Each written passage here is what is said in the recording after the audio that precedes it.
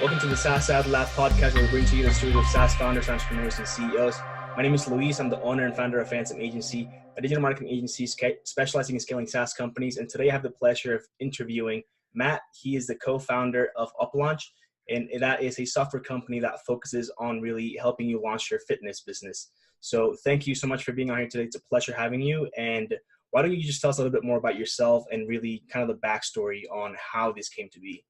Yeah, definitely, man. Thanks for letting me take up some time and chat about what we're up to. It's super cool. So my name is Matt Verlaque, co-founder and CEO of UpLaunch. We've been in business.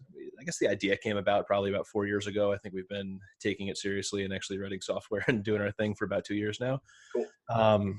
So it's kind of a neat story how it all got started. So my co-founder Jake and I were actually both career firefighters just outside Washington D.C. in Virginia, and didn't really have much of a software background. I'd done a little mediocre web design, here and there, but nothing really to write home about. And so Jake went and opened up a CrossFit gym in the town where he lives in Gettysburg, Pennsylvania, and immediately he was kind of hit with a struggle. As firefighters, we work 24-hour long shifts. And so he had a couple of coaches to teach the classes at the gym and stuff like that. But from the marketing, business operations, lead nurturing, all those kind of workflows, he was still the guy who was handling all that stuff. And so he was really struggling on figuring out how to make sure the ball didn't get dropped while he was fully engaged doing an entirely different career for 24 hours at a time. There was a big learning curve, I'm assuming, right? From going kind of, you have this very set skills, and then you're going into something.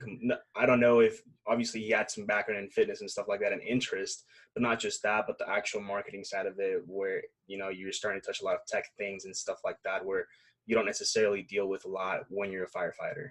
Totally. Yeah. And he had a pretty strong health and wellness background. He got all his, trainer certifications and all that good stuff. So, he was super squared away there. And he's a natural marketer. He's got good charisma. He can build good relationships with people, but taking that and actually scaling it into a repeatable strategy and backing it up with technology is a different animal, And so, he kind of knew I was a closet nerd, so he kind of hit me up, and that's what we did in the fire department. We just help each other. So it's hey man, help me figure this gym stuff out. So I'm yeah, cool. And so it was interesting because we first started implementing marketing automation, because that's really the crux of our platform, our CRM and a marketing automation platform. We initially started implementing it like any other business owner, and we just picked a platform that was out there, and we wrote some emails and put together some strategies.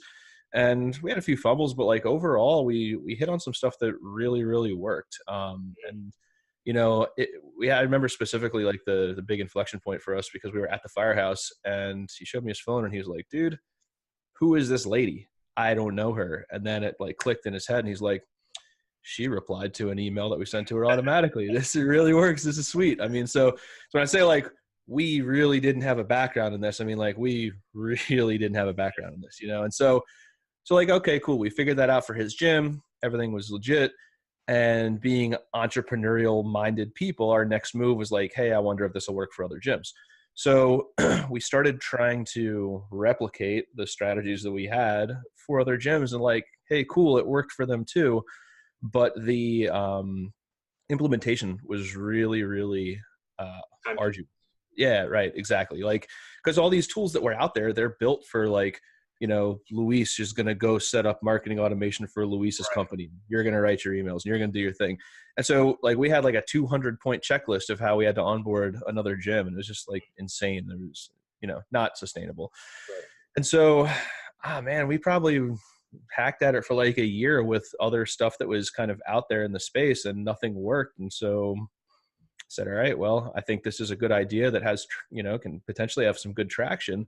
So we're going to go build it ourselves and build the right tool for the job, because it was interesting. And this was a good conversation about monetizing an idea. We sold one small automation. It was a proof of concept. We gave away the content on a podcast, and then we sold it. And we sold 80 of them. And it was me sitting at the table, manually figuring all this stuff out. It was a pain. But the point was that, number one, proved that people wanted it. And then we pre-sold them into a product that basically didn't exist yet. And so like, I think it's an interesting conversation for especially people who are like early stage and trying to validate an idea.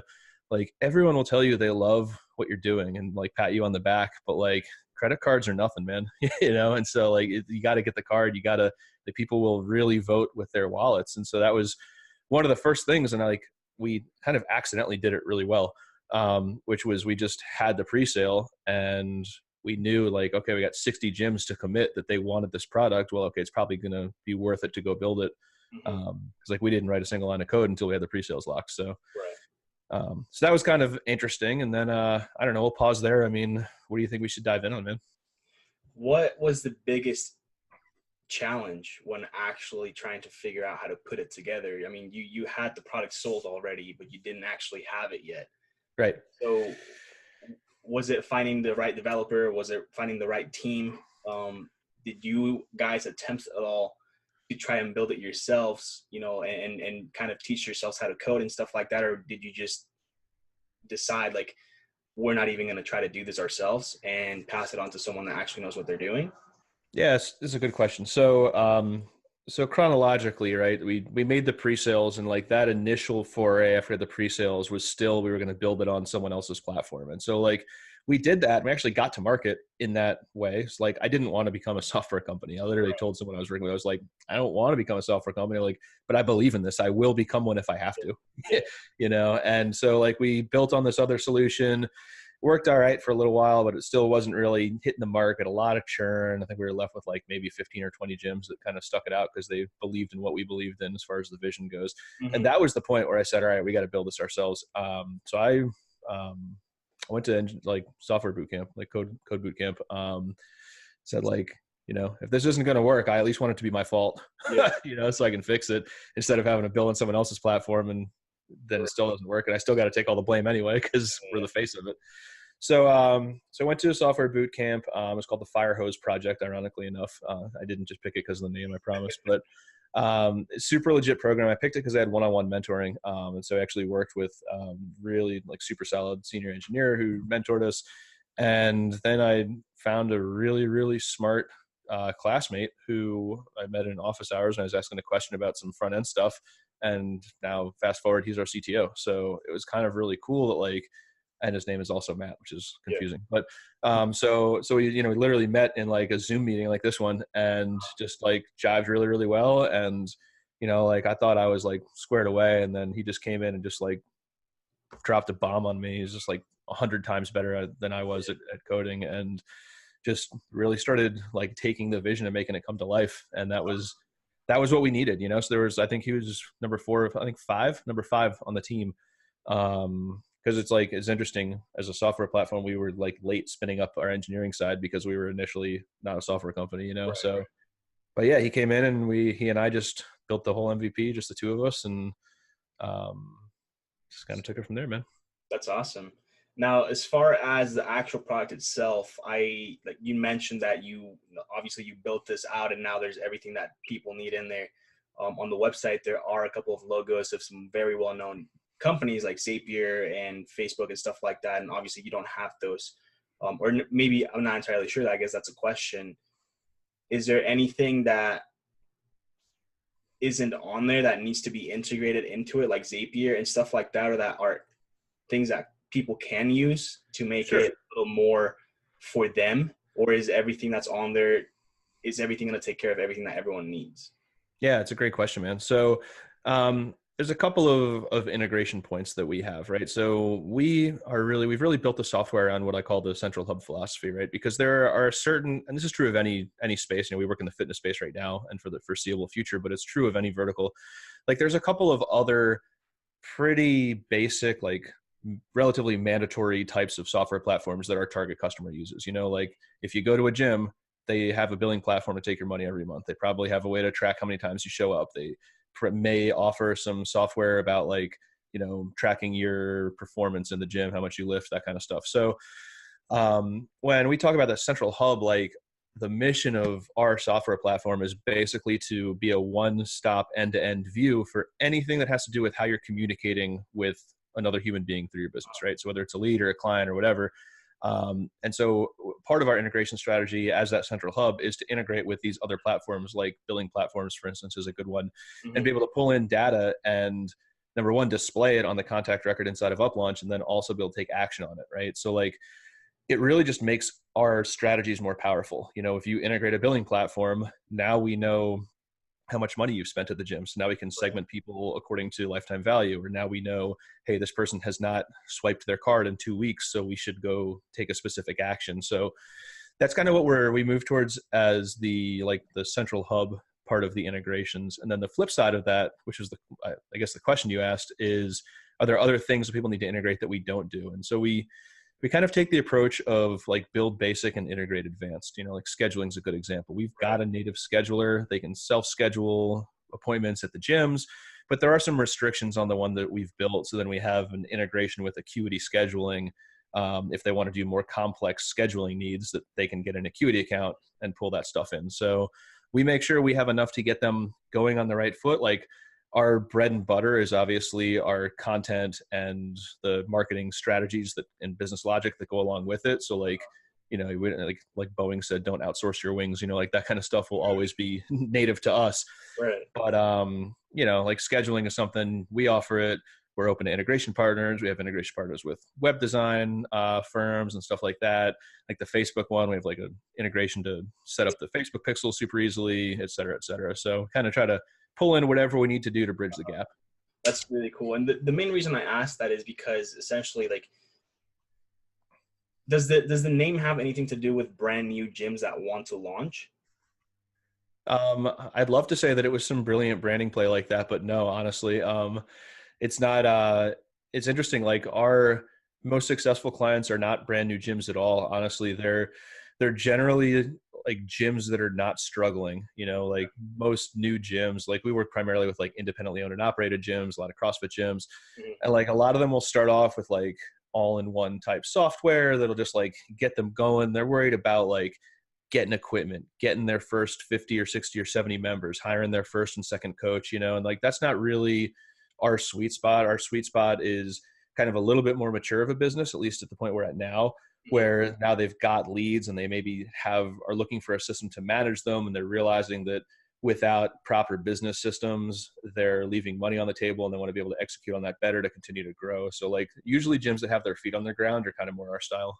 Okay. And so yeah, that's the reason I asked, because essentially some of these gyms that have been around for a while, like, they'll already have systems in place. So you not being able to integrate with some of the tools that they may already be using would cause a little bit of friction when deciding, you know, do we want to bring on board this new tool that we essentially have to migrate everything onto? And that's just going to be a lot of time consumption on their end, trying to figure everything out. But I did notice that you also have a setup fee for, you know, your clients. And that brings me to the next question, essentially, which is, how did you figure out how to price the product?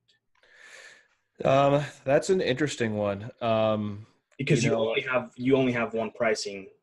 Yeah, we only have one, and we're pretty like set on it. Like, we don't discount the monthly fee. It's one pricing package. I've always been a very like straight shooter, transparent kind of guy, and I always kind of appreciated that in the businesses that I dealt with. And you know, maybe to a fault, we'll see how time goes, but like, I really just wanted it to be easy to understand, where it's like, this is what we provide, this is how much it costs. And like, we run an extremely, and credit to my co-founder Jake for this, because he heads up business development, like, we run an extremely honest sales process. Like, we don't do scarcity tactics, like we don't do high pressure sales or like relentless follow up, you know, or anything like that. Like, we follow up, but the point is, like, we're not scared to tell someone, hey, like, you might want to go get a business coach before you buy this, or hey, you might not be a good fit for us because your business model is XYZ and it works better if you're 1, 2, 3. And I think people do appreciate that, you know, and it kind of, I think, buys you a little credibility too, because at the end of the day, for most of these gyms, we're the most expensive piece of software that they pay for. And so there has to be demonstrable ROI on that. And for a lot of them, it actually results in a shift in the way that they do business, you know, so it's not just something to make their existing workflow better, but it may be something to actually introduce a new or improved workflow. into their business. So the pricing, to answer your question directly, I don't have like some like magic unlock on how we arrived at the price. I mean, some of it's obviously margin driven to begin with. We were lower priced when we first started. And I think that was just a common first time founder mistake, that you kind of undervalue what you're doing. And we had played with the business model a little bit as we're getting our feet on the ground, and found that this is kind of the sweet spot on the price, because, having you don't want to be in the race to the bottom is really where I'm at. Like, I'd rather charge more and have some people tell me it's too expensive, and be able to make enough money to grow the business with a smaller client base, so that way I can provide exemplary service to that smaller group. And so I think it's just a difference between like metrics that actually move the needle and vanity metrics that everyone gets like pumped up about. It's like, how many employees do you have? Like, who cares? Like, can you deliver great value for your clients? That's cool. Or how many clients do you have? Like, that's not a number. I mean, you look at revenue or profit margin, valuation of the business. Like, those are numbers from a SaaS company standpoint that make sense. So, for me, it's not a volume play. I'd rather just provide a ton of value at a price point that allows me to do so. Very cool. And what has been, and it's okay to get, let the ego talk on this one for a little bit, but what's been the biggest accomplishment for yourself and for the company throughout this journey? Sure. Ego is, I don't have too much of that. So I think the biggest accomplishment for the company, aside from like the fact that we're legitimately like positively impacting the lives of small business owners, which I love looking at the team, like as the leader of the company, being able to like sit back and say, this thing that started as a side project is providing like legitimate full-time employment with a high degree of job satisfaction for people. I mean, we have 9 people now, and we're getting ready to make hires number 10 and 11. And like, that's not massive. It's not big, but it's not nothing, And so like, it's cool just to like hear our employees, I hate that word, hear our team members, like just tell us that like, hey, I was doing this other job and I really didn't like it because of X, Y, Z. And here's how UpLaunch is different, because it has, a positive and a healthy culture, and we're doing work that actually matters, and we're not being micromanaged. Like, we're real hard on culture, in a good way. And so I think that's been the biggest like success or biggest thing that I'm proud of, aside from helping our users and our clients, is just seeing my team grow and constantly like rise to the challenge and just do amazing work. Very cool. I love that answer.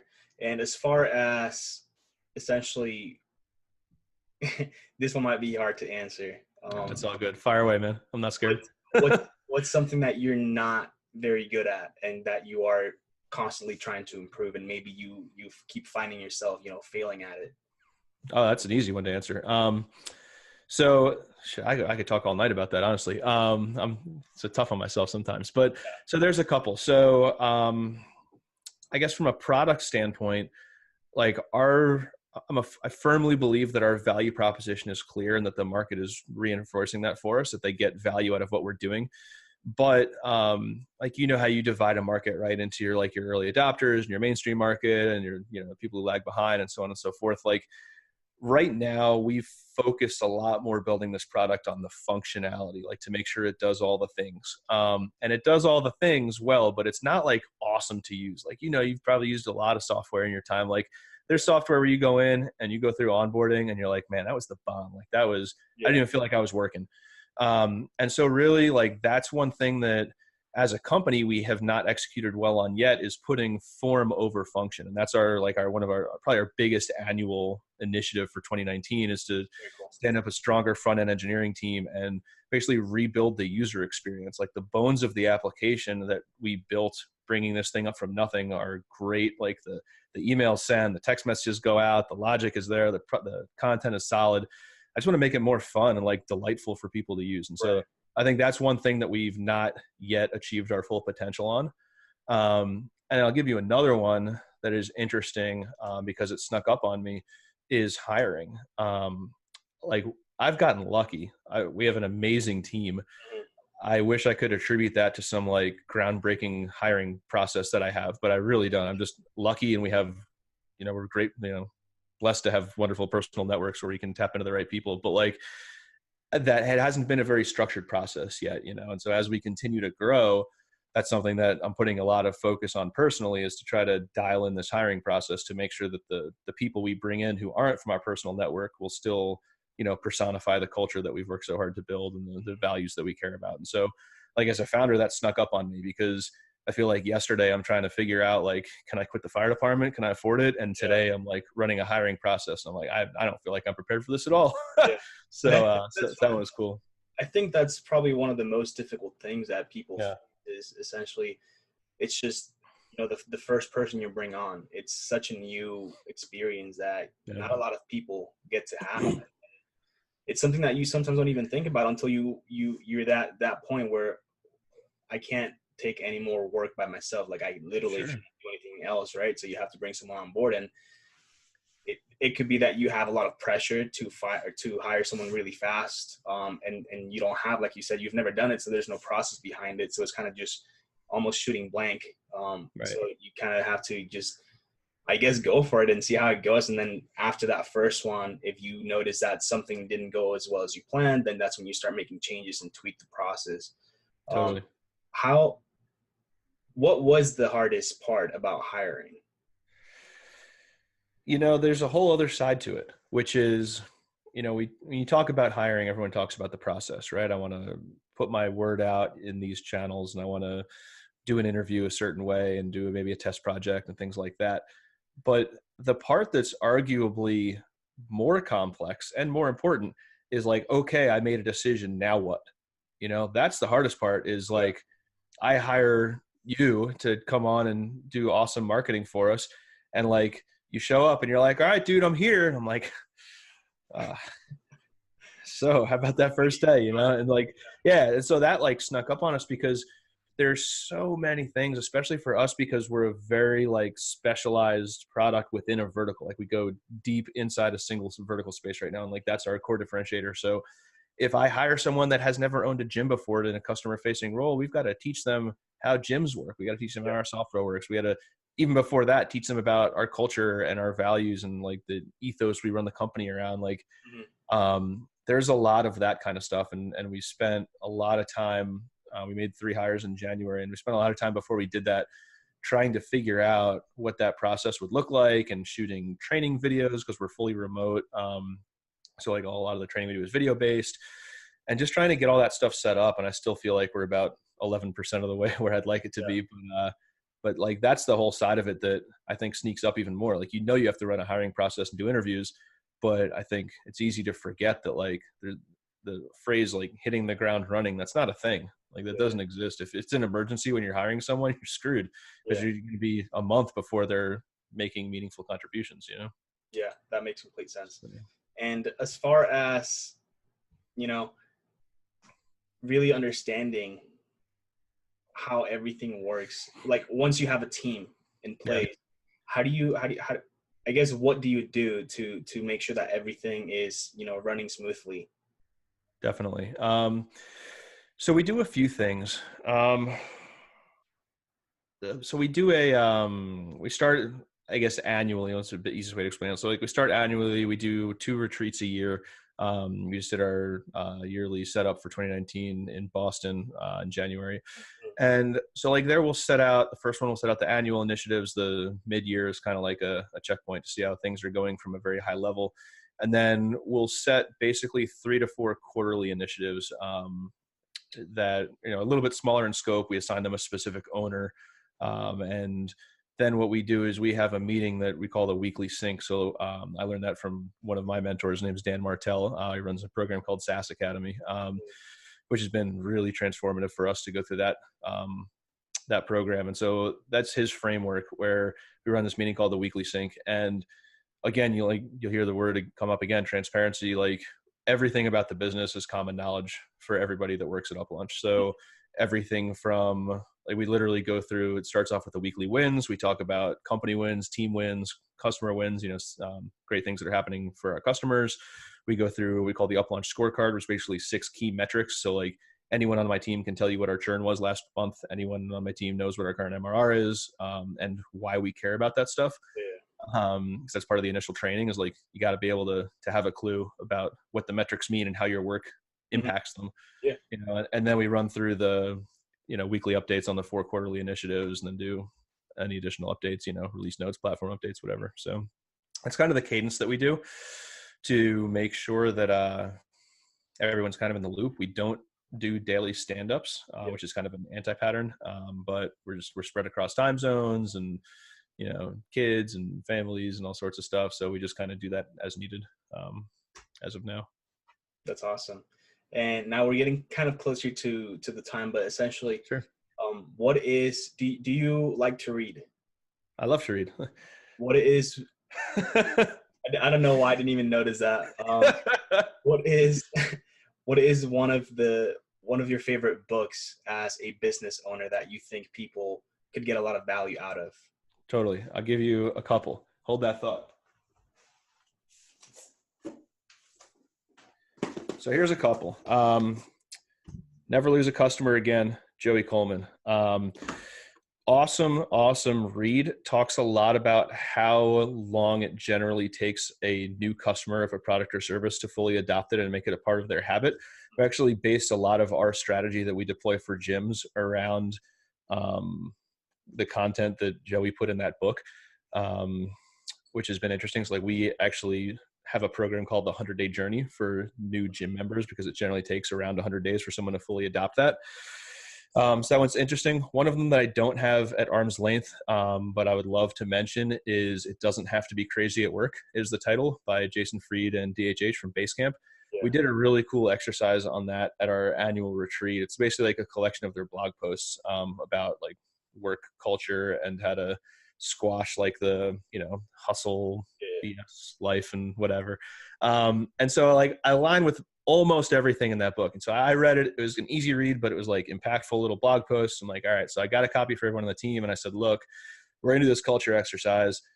Pick out of this book 3 things that you think we do well, 3 things that you think are important that we suck at, and 1 thing that you absolutely positively don't agree with. And that we use that as a catalyst for a culture discussion. So that was cool. I love almost everything they put out about just their general viewpoint. Is super cool. And then what I'm getting into right now is stuff to see on the camera. The Alter Ego by Todd Herman just came out. And it's kind of neat. I guess, he's worked with a lot of professional athletes and people who are, high level in business, just about how to frame your mind when you have to get into that zone, and how it's kind of, a little bit of a mental shift to, I guess imposter syndrome is everywhere in, entrepreneurs. I think we're all hard on ourselves. Yeah. And so, but there's times where that'll cripple you. There's times where it helps to be vulnerable and, butt check yourself a little bit. But if you're in a critical negotiation or trying to make a good deal, and I've done this before, if you come at it without a assertive enough stance, it doesn't work well in the end, And so I think that one's interesting, just from a mental shift on how to harness that assertiveness when you need it. So those are a couple. Sweet, man. That's awesome. Yeah, for sure.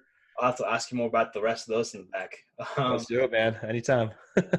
What are the top 3 SaaS companies that you kind of look up to as far as what they've been able to do and what they're doing? That's a great question. So I'll tell you one, and this one's top of mind for me all the time. Baremetrics, I love. I follow their founder, Josh. I actually just talked with their new head of growth the other day. I love them for a couple of reasons. Number one, I like their products. It helps us keep a pulse on our metrics, which is super cool. But the transparency that they operate with, there it is again, seeing a trend, right? But the way that they operate is really cool. They've got this open startups initiative where it's a group of companies that will actually share their metrics. They anonymize all the customer data, of course, but just so you can see growth and MRR and churn from companies who might be a little bit more well-established than you. And just the overall kind of laid back culture that they are able to exude with their content and branding, I think is super cool. Big fan of ConvertKit and everything Nathan puts out. Again, very transparent about financials. He's done a lot of good writing about profit sharing programs and how they run that at ConvertKit, which has been something cool. And then I know I mentioned it before, but Basecamp I think is another good one. And it's interesting because Sorry, guys, if you're listening to this, but I didn't really I tried their product. I didn't really fall in love with it. It wasn't the right fit for me and what we were doing. But it was the first company where I actually felt bad canceling it because I really respected the people who made it. It's weird because it's business. If the product doesn't work, then go get one that works. It shouldn't be a hard decision. I'm sitting there, man, I really want to support these guys. I love these dudes. I love what they write. I love their content. But I think that's cool just because it's such an anti-pattern to all of the Silicon Valley hype. And also just we're going to build this thing and we're going to put profits first and we're going to build a sustainable business and that's what we're going to do. Like it or don't, I don't care. And so I align very well with that because we're just doing our thing, That's awesome, man. So. And lastly, do you have any questions for me? Yeah, how'd I do? Yeah. Great. Yeah, it's dude, I don't really know that I have any questions. I'm grateful. I love just being able to talk about UpLaunch and the journey we've been on anytime I can. So I'm definitely grateful for the opportunity. I think the biggest thing that I would just like to leave is if anyone's listening to this who's at a super early stage and you're not sure if you can pull it off or not, you can. That's the reality. Is you just have to be determined and accept the fact that there's going to be 5,000 micro failures on the way and you feel like everything sucks and you're like, why the hell am I doing this? But at the end of the day, if you have something that you believe in and you can validate the value proposition with customers who are physically demonstrating they're willing to give you money, then once you have that, the rest of it is just being perceptive enough to realize what you need to change and humble enough to actually accept the fact that you need to change something. And from there you can rock it out. So I feel that's one big thing in SaaS is that there's always going to have to be the chances that you have to pivot, and not small pivots, but big pivots also. So I think that's definitely good advice. So thank you, Matt, for being on here today. Of course, man. Thank you so much. And for anyone that's watching or listening, where can people find you online? Yeah, for sure. So Twitter at Matt Verlaque. It's MattVerlaque, Matt at UpLaunch.com. Those are probably the two best ways. Awesome. And if you, like I said, if you're watching or listening and you're a SaaS founder, entrepreneur, make sure to join the SaaS AdLab group. And if you want to be on the podcast, just let me know and we'll get something set up. And I challenge every single one of you to go out and do something like Matt said. If you think you can do it or if you think you can't, the probabilities that you can do it, you just have to be able to put your head to it and want it that bad. So just go out and do something. So thank you again so much for being on here today, and we'll speak soon. Yeah, man. Thank you so much. Thank you. Bye-bye.